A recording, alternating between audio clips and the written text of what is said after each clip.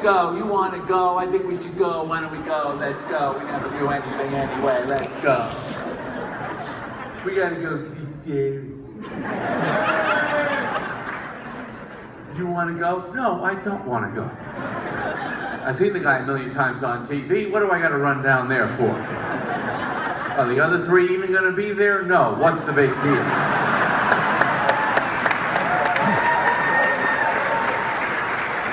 But if you want to go so bad, I'll go. There's a lot of if you want to go, I'll go people here tonight. Not everybody wanted to go. Some people just going, okay, I'll go with you, fine. I'm not insulted or offended by that fact. I'm out in the world too. I know what the hell's going on. Sometimes you want to go, sometimes other people want to go. Going out is just one of those things that's just a big thing in life. We gotta go out, let's go out. We never go out. This is it. This is out.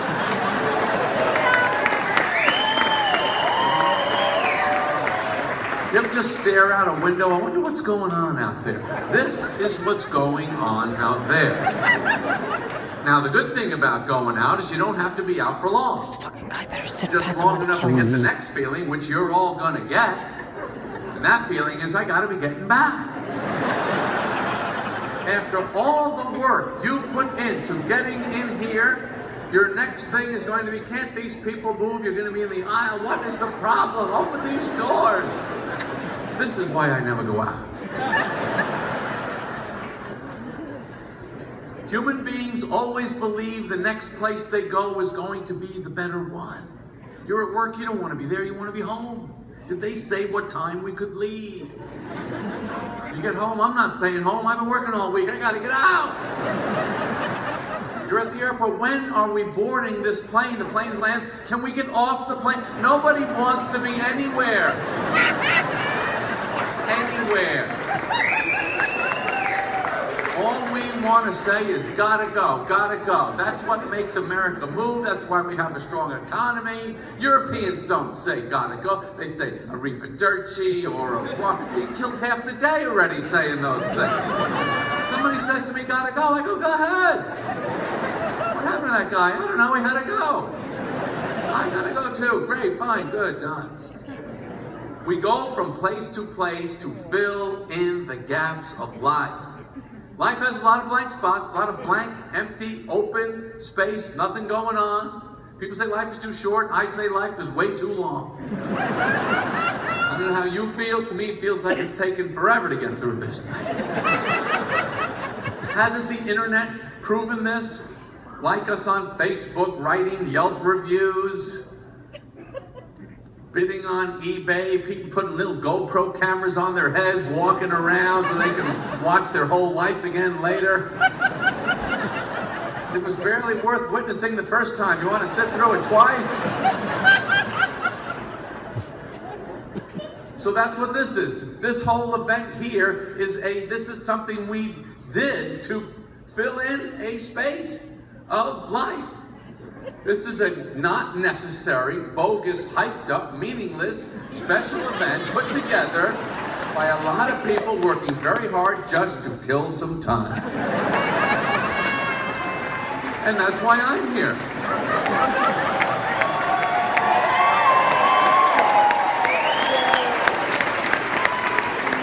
I had nothing to do either. How pathetic is that? You would think a man in my position of my means at this point of life, and let me just be honest with you at this point, because we've known each other on a certain level for a pretty good long time now, okay?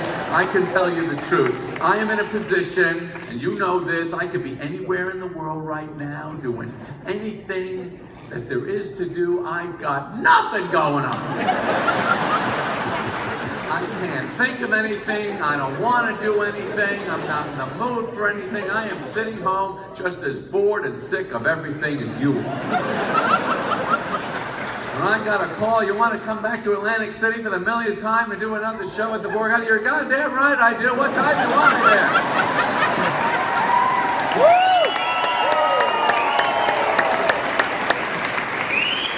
I couldn't wait to get to the Borgata.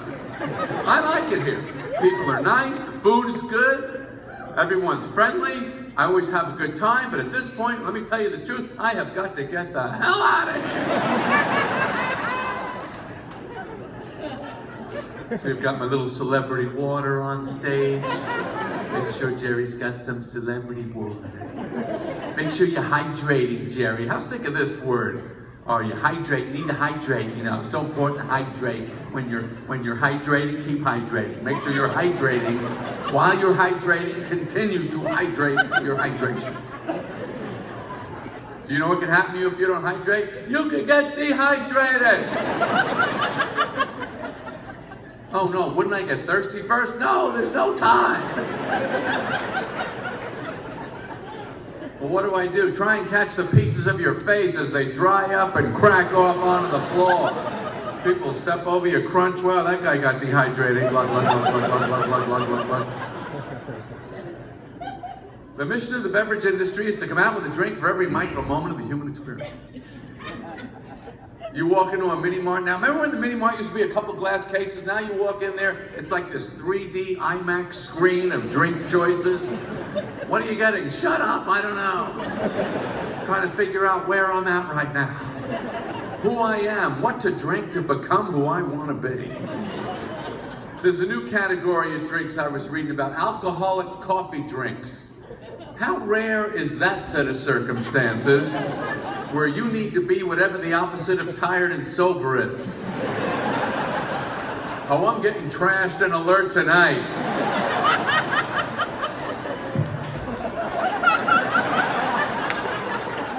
I know my car was all over the road, officer. I saw every second of it.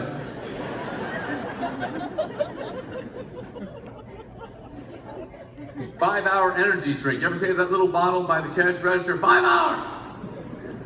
5 hours is a weird amount of time. Who's working 1 to 6? What the hell does that feel like to suddenly be in deficit of 5 hours of energy? I need 5 hours of energy right now! If you need 5 hours of energy, go to bed. Okay? Your day's over. Pack it in, wake up and take another run at it tomorrow. I need 5 hours of energy, but I can't drink anything larger than that. Do you have a drink that big in this store that I could drink that will give me 5 hours of energy? I can't drink anything larger. I don't have the energy. The workday is 8 hours. You have an hour for lunch, you're down to 7. According to this company, I only need 2 hours of natural human energy and one of their meth lab Hawaiian punch jello shots. That seems like a good way to live. Why do we need all this energy, Powerade, energy? Why is everyone tired? That's the real question, isn't it? That's another word you hear all day long, tired. I'm tired. Are you tired? Do you feel tired? Did you get tired last night? I got so tired. At the end of the night, I just went to bed. Yeah, that's the way it works. Maybe we're putting too much energy into the sleep experience with the sleep number bed. I'm going to 25. I'm cranking it to 48. Let's see how long your handprint stays in the foam, jumping up and down to knock over a glass of red wine. Just lie down in the bed.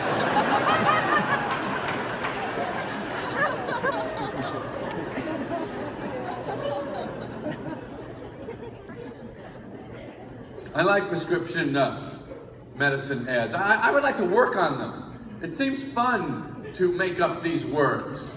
They don't have to mean anything. You can use any letter you want. My doctor said Cramadol. I saw one the other day. I don't even know what the health problem is. One of these phony TV doctors with the hair and the books behind him. And he's got the pad on his desk, and the pad says, itching, burning, redness. And there's a little checkoff box next to each word. What kind of doctor gets pads like this professionally printed up? So this guy went to a stationery store and said, I'm going to need some itching, burning, and redness pads I see a lot of this in my office, and I want to check them off as they happen. Nurse, send in the next patient, please. You have itching? Yes. Burning? Yes. Redness? Yes. Hold it right there. That's all the boxes I have. Thank you for helping me use my little pad, and good luck with your disgusting situation. That is gross, by the way. Get out of here. I can't take it. Did you see the Viagra ad with the couple where the guy's in the pickup truck and he's pulling the horse trailer, but he gets stuck in the mud? But he's Viagra can-do guy. He's a problem solver. So he takes the horses out of the trailer, brings them around to the front of the pickup, and the horses pull the pickup out of the mud. So this is the image we want you to have for your failed sexuality. We're gonna need horses to get this thing going. Jesus. We're gonna lash your pathetic male member up to a couple of Clydesdales and try and yank some life into it.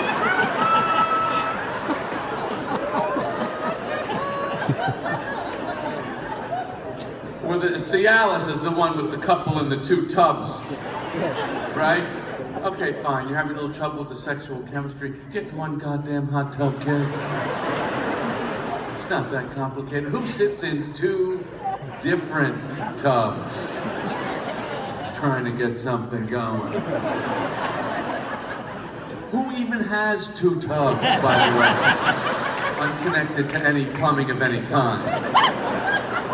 Hauling 5,000-pound cast iron tubs up onto a hillside to watch the sunset. Can't figure out why you don't have any energy left for lovemaking. And there's always that horrible part of the commercial. If your erection lasts longer than 4 hours, you're sitting there with the kids. Oh, this is great. It's an erection set, kids. It's metal pieces with nuts and bolts. 4 hours. So I'm wailing away for 4 hours before it suddenly hits me, hey, wait a minute. I can't do this. I need a doctor. Call your doctor. I want to know what he plans on doing about it first. Before I put on my poncho and waddle in there. Nothing awkward about that 20 minutes in the waiting room, I imagine. It's not raining. Why is that guy wearing a poncho?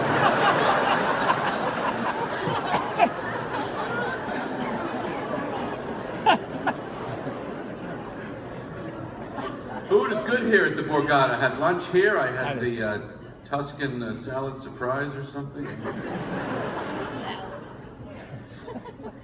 The buffet, it's not a buffet in Atlantic City. The buffet, the idea of the buffet is basically, things are bad, how can we make it worse? How could we design a food-human interaction environment that's basically like dropping your dog off at Petco, giving him money, and saying, why don't you go in and get whatever you think you should have? Come back 2 hours later, the dog's wearing a headset, working there as an assistant manager. We love him. We've never had an employee with this kind of enthusiasm. What is it about the buffet that breaks down the brain, the human function level of portion sizes and foods that belong together? What you would never go into a restaurant and say to the waiter, I'll have a yogurt parfait, spare ribs, 4 cookies, and an egg white omelet. People build these death row last meal wish lists, these perfect working models of all their emotional issues and personal problems. Then they can't decide when they're done. They just start wandering around like a broken robot vacuum with just kale chips, maple bacon, they bang into the wall, muffin, muffin, muffin, muffin, muffin. They start accosting strangers. Excuse me, where did you get that? I didn't see that. What is that? Is that a caramelized chicken leg? I gotta try that. Give me yours. You know where they are. You can get more. Come on!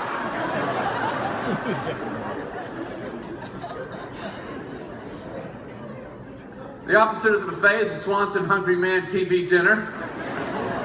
That's right, nothing wrong with a Swanson. I ate a lot of Swanson in my early days. Little taste of prison right there in your own home. Try the Leavenworth chicken or the Alcatraz meatballs this week. Every Swanson box says Hungry Man on the box. Every one of them. There's no exception. So I guess they had a marketing meeting. They went, all right, well, we're not going to do anything about the quality. We're agreed upon that. So, which segment of the public are we going to target with this that could potentially choke this pig food down? What about hungry men that are broke, alone, and starving? Taste is the least of their problems. We could put it in a horse bucket, they'll just hook it on their ears. They wouldn't care. But it's an honest product, Swanson. TV dinner says TV dinner on the box. They're telling you. Just stare at the screen and chew. That's what TV dinner means. TV dinner means don't look down. Just grind it out. You'll eventually get through it. But I do think Swanson has helped a lot of people over the course of life to achieve their dreams, to reach their potential. You peel back the plastic on that Swanson tray and plow through those 4 compartments of hell. By the time you get to that peach cobbler, you're like, I gotta make something out of my life. I can't go on like this anymore. Swanson, what do they call it? Swan song. My life is over. Why do we have so many food things in our mind? Why is food such a challenge for human beings? First of all, I see all the same things on TV. You see the weight problem in America. I don't even believe we have a weight problem in this country until we're all physically touching each other all the time. When it is solid human flesh from coast to coast, just a jar of olives. Someone gotta lose some weight, I can't move.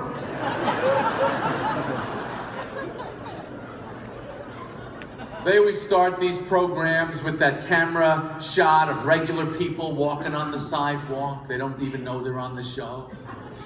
They angle it a certain way so you can't see the head of the person. Don't you think some of those people are at home later going, hey, that's my ass on CNN? That's not fair. I just stepped out to get some donut holes. The donut hole. What a horrible little dessert. You want a donut? Have a donut. What are you eating the hole for? Such a freaky metaphysical concept to begin with. You cannot sell people a hole. Okay? A hole does not exist. A hole is the absence of whatever is surrounding it. If it was really donut holes, the bag would be empty.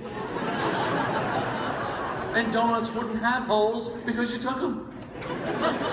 Now, if you want, you could take what they're calling donut holes, but are not. They are donut plugs. And you could shove the plugs into the holes, which I don't even feel comfortable saying for some reason. But that would eliminate the donut, the plug, and the hole, but you still have a fat ass and people shooting you with a camera as you're walking down the street.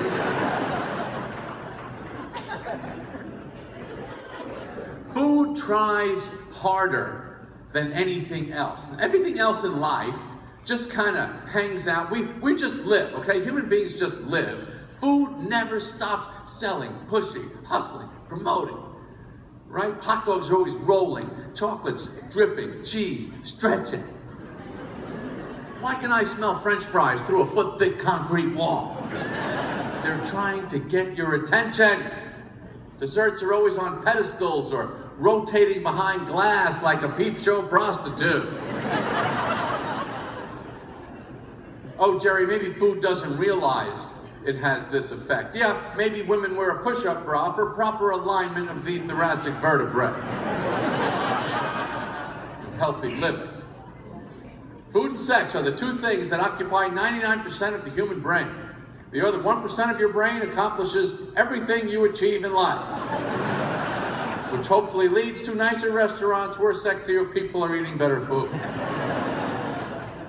What is the difference between food and sex? Well, food has a much higher winning percentage. Food is on your team.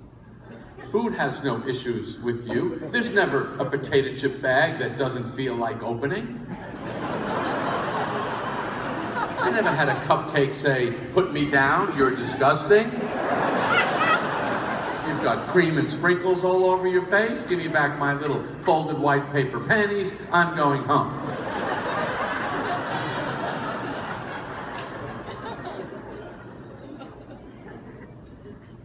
Different foods hit you at different times of your life. When you're young, food is more fun because you're dumb. When you're dumb, everything's more enjoyable. When I was a kid and they invented the Pop-Tart, the back of my head blew right off. What the hell is that? We could not comprehend the Pop-Tart. It was so far advanced from anything we had ever seen.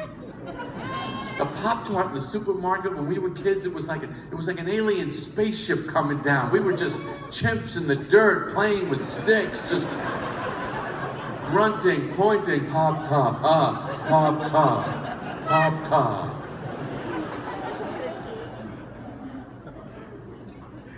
There was nothing like the Pop-Tart. You gotta go back in your mind to when, you gotta remember the moment in the culture when the Pop-Tart was invented. It was the mid-60s. We had toast!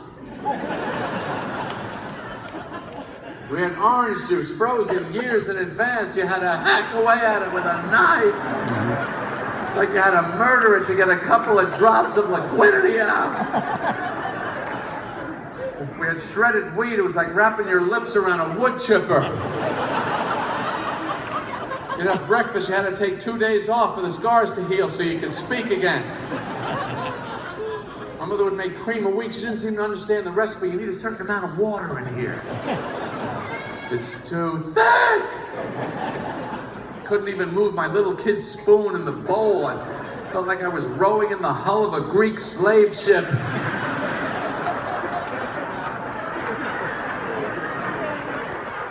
And then the Pop-Tart suddenly appeared out of Battle Creek, Michigan, a town I have always wanted to visit. Some cereal Silicon Valley of the upper Midwest. Breakfast super scientists conceiving of frosted, fruit-filled, heatable rectangles in the same shape as the box it comes in. And with the same nutrition as the box it comes in, too. That was the key to the formula.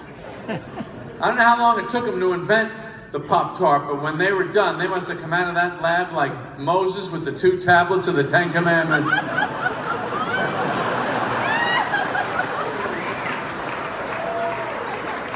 The Pop-Tart is here. 2 in the packet, 2 slots in the toaster. No one can screw it up. Why 2? 1's not enough, 3's too many. And they can't go stale because they were never fresh.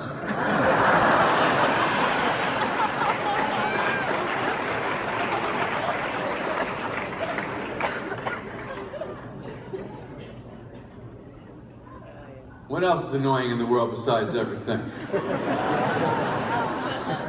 What about the device dictatorship that you live under now? Remember when your life was just your life? Like that's all you really had to worry about was your life. Now it's your life and your phone's battery life. You are responsible for 2 lives. And I don't know which one is more important. If your phone's dead, does it really matter if you're still alive? Not to most of the people you know. Here's how intimate your relationship is to your cell phone. I could ask any person in the audience right now, tell me without looking roughly how much battery you have in your phone right now. You know it. I'm sitting on 31 backstage. I don't feel that good, I'll be honest with you. Could be 26. I'm falling apart back there. When the phone is weak, you're weak. Your life is weak. You know, the end of the day, you're going home. You guys go without me. I got to get home to my charger. Call comes in. Listen, I don't know how much time I have left out here. I wish I could take back some of the things I've said. If I go dead on the street, tell everyone I know I'll talk to them tomorrow.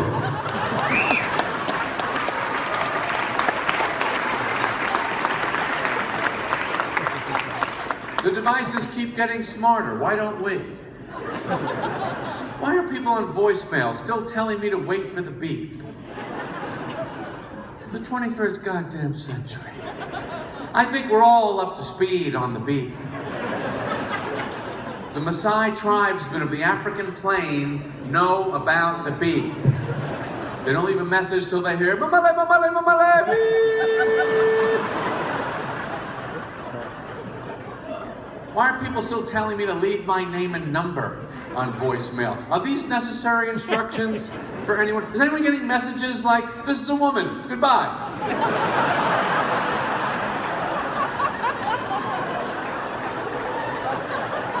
Or, he's dead, call me back. Who's that?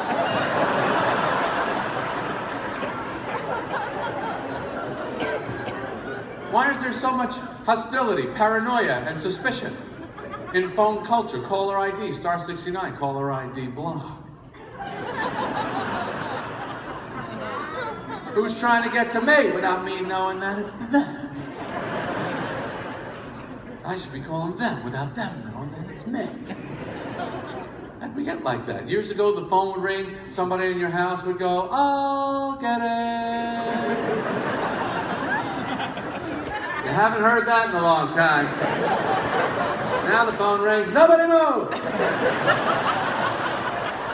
Who the hell is 513?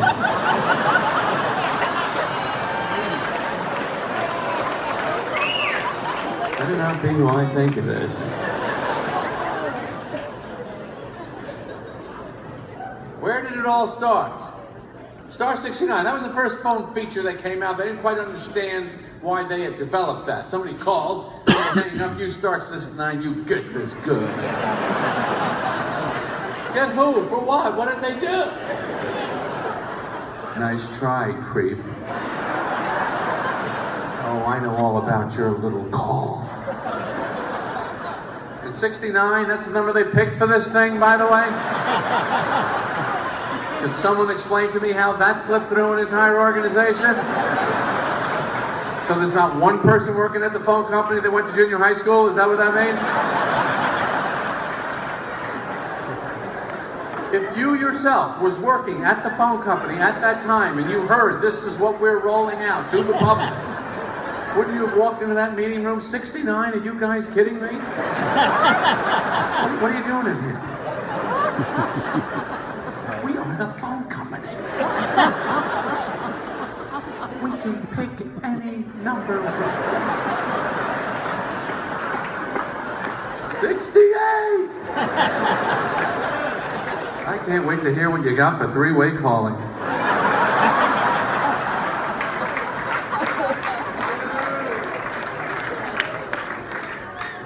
And we call it a phone, but we really don't use it that much as a phone, do we? Really, talking on your cell phone is the last thing you want to do with it, right? Once they gave you the option, you could talk or you could type your communication. Well, that took half a second, and talking long. Nobody wants to talk anymore. And people, just the idea of someone's face up in your face. Now then, here's what I think we should do. I think we gotta go over there as soon as we can get over there. And you see their tongue and their teeth. Just send me an email about this, would you? I can't do it. Your face is the worst news I've had all day. Talking's over, it's obsolete, it's antiquated. I feel like a blacksmith up here sometimes, to tell you the truth. If you want, I can text you this whole thing. We can get the hell out of here.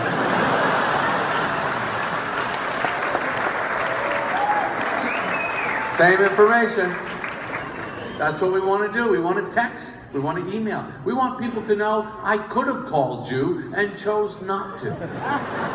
I decided I only want to hear my half of the conversation. This is what I have to say. I think we're done here. Why do we use the word mail in email? Why is the word mail even part of the term email? As if there is any similarity to whatever is going on at the postal service. One of them is a digital fiber optic hyperspeed network. The other is this dazed and confused distant branch of the Cub Scouts just bumbling around the streets in embarrassing shorts and jackets with meaningless patches and victory medals. Driving 4 miles an hour, 20 feet at a time on the wrong side of a mentally handicapped Jeep. Always have this emotional financial meltdown every 3.5 years that their business model from 1630 isn't working anymore. I cannot understand how a 21st century information system based on licking, walking, and a random number of pennies is struggling to compete. And they always push the Postmaster General out on TV to explain their difficulties. You can see he's all freaked out. He's got rings under his eyes, no shave, pulling all-nighters. We can't keep it up much longer, folks. The cost of infrastructure is unbelievable. It looks like we're gonna have to go up another penny on the stamps.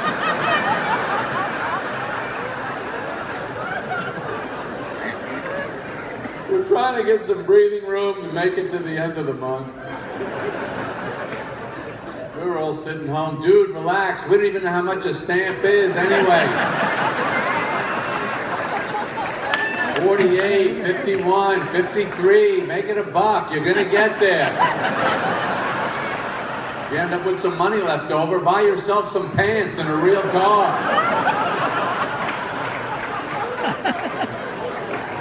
I would say to the Postal Service, if you actually wanted to be helpful to us, just open the letters, read them, and email us what it says. We'll give you a penny for each one you do, since that seems to be a lot of money in your world.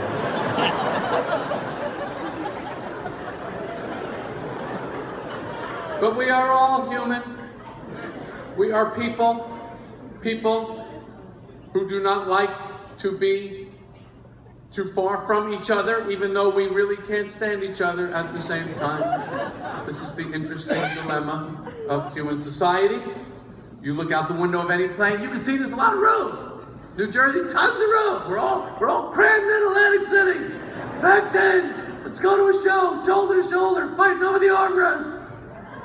Right? That's what we want to do. We want to be close to other humans so that we can tell them our opinion, whatever stupid thoughts we have in our head. That's why. We don't even have opinions on things, we make them up. It is what it is. It's a very popular expression now for some reason. It doesn't matter what someone says.